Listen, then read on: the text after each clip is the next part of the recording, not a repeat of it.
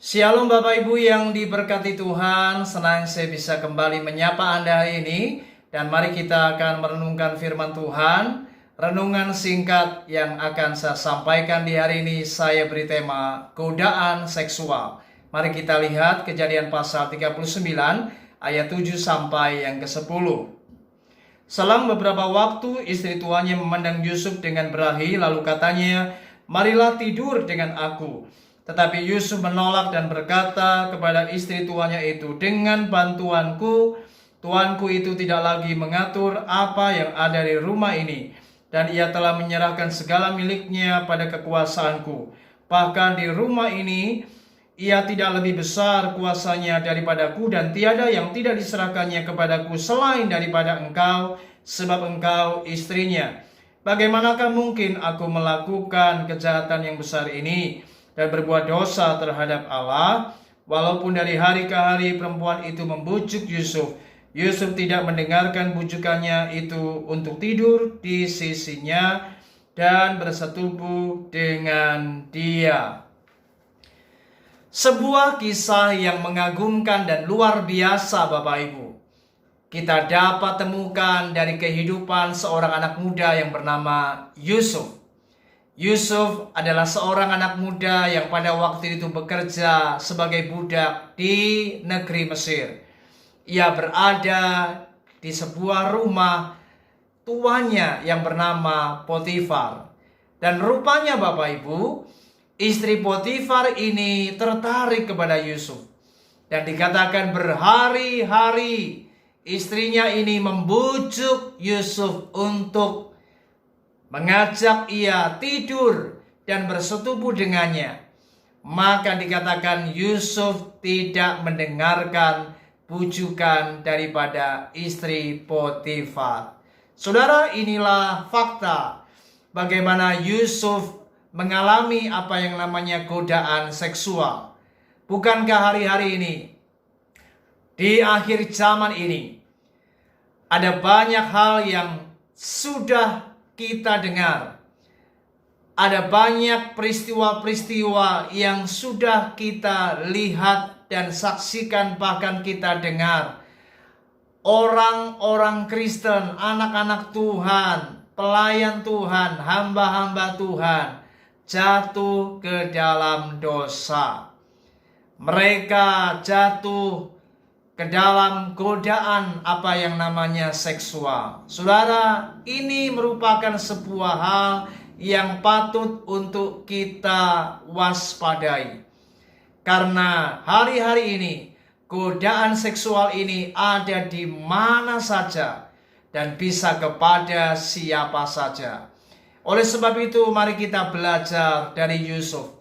Bagaimana anak muda ini luar biasa, tatkala ia mendapatkan apa yang namanya serangan daripada godaan seksual ini, maka ia mampu menghindar, mampu untuk tidak tertarik dan tidak mendengarkan bujukan daripada istri Potifar ini. Nah, mari kita lihat yang pertama, dikatakan ayat 8, tetapi Yusuf menolak. Saudara, inilah yang pertama yang kita dapat pelajari daripada Yusuf. Yusuf merupakan seorang anak Tuhan yang memiliki sebuah komitmen. Ia punya sebuah ketetapan hati untuk menolak.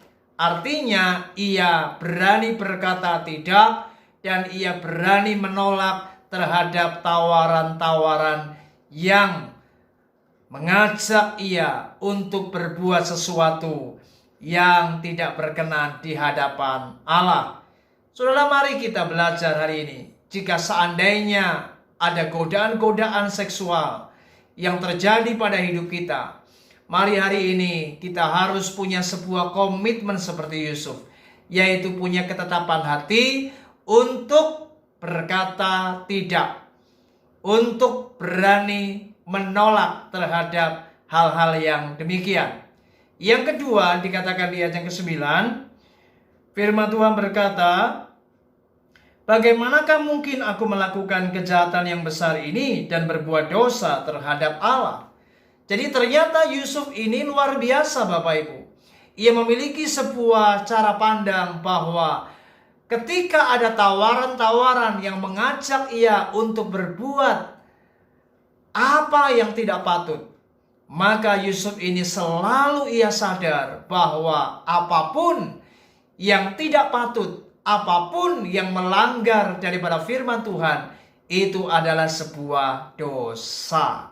Mari kita harus sadar bahwa ketika kita mendapatkan godaan seksual, ini merupakan sebuah dosa.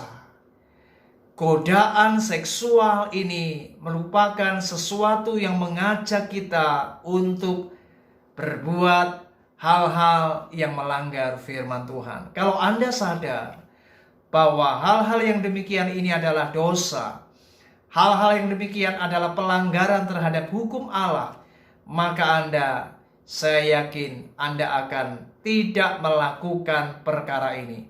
Orang yang sadar akan dosa, artinya ia sadar bahwa ia tidak akan mau melanggar firman Tuhan. Dia hidup takut akan Tuhan.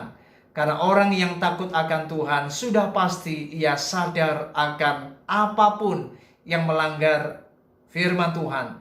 Dan itu sebabnya mari hari ini kita harus memiliki sebuah komitmen untuk berkata tidak. Dan kita juga harus memiliki sebuah kesadaran bahwa apapun yang melanggar firman Tuhan itu adalah sebuah perbuatan dosa. Dan mari hiduplah takut akan Tuhan. Dan tentu kita tidak akan mampu Bapak Ibu melawan setiap godaan-godaan hal-hal yang ingin mengajak kita kepada perbuatan-perbuatan dosa ini, jika tidak kita mengandalkan apa yang namanya kuasa Roh Kudus. Karena jika kita mengandalkan kekuatan kita, maka daging ini lemah. Oleh sebab itu mari kita harus belajar untuk meminta pertolongan. Kita harus mau belajar untuk komitmen hidup mau dipimpin oleh Roh. Karena ketika kita mau hidup dipimpin oleh Roh, maka kita tidak akan melakukan perkara-perkara daging. Kita tidak akan melakukan hal-hal yang melanggar firman Tuhan. Itu sebabnya mari hari ini ketika datang godaan seksual, ingat, berkomitmenlah untuk berkata tidak. Dan mari kita harus sadar, hiduplah takut akan Allah. Ingat, hal-hal demikian adalah melanggar firman dan itu sebuah perbuatan dosa di mata Tuhan. Kiranya renungan ini semakin membuat kita sadar dan semakin kita mawas diri supaya kita tidak jatuh ke dalam dosa. Puji Tuhan. Shalom.